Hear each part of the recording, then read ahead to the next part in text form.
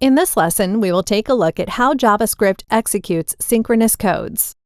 Being a single-thread language means the JS engine can only work on one task at a time.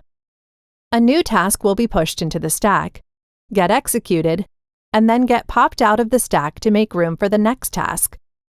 This process will be repeated until every task has been executed. We have three functions here, A, B, and C. We invoke A and B.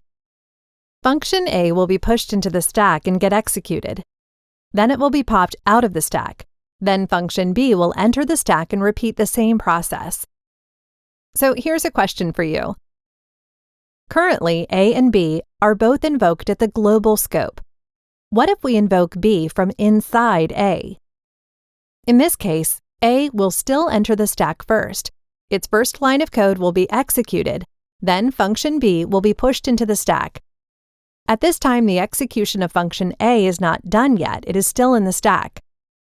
This means at this moment, we have two functions in the stack. After function B has been executed and popped out of the stack, the second half of function A will be executed. Then function A will be popped out of the stack. The result we got on the console table is the first half of function A, the entire function B, and the second half of function A. If we invoke function C from inside function B, we will have three functions in the stack at the same time. We will get the first half of function A and B, then the entire function C.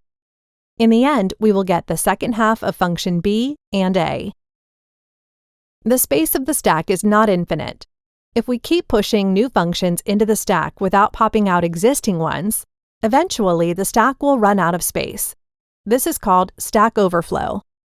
The simplest way to overflow the stack is to call a function from inside itself without setting any stop conditions. For example, from inside function A, we call function A without setting any conditions.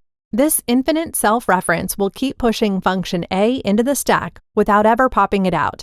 Eventually, the stack will overflow. Calling a function from inside itself is called recursion. Recursion is actually a commonly used and very powerful coding technique. To use recursion correctly, we need to stop calling the function at a certain point. For example, we have a function here. It can give us the factorial of any given number. In order to do so, it needs to call itself from inside itself. But when the number is no longer bigger than 1, the self-reference will stop. This way, we can avoid the infinite loop of self-reference.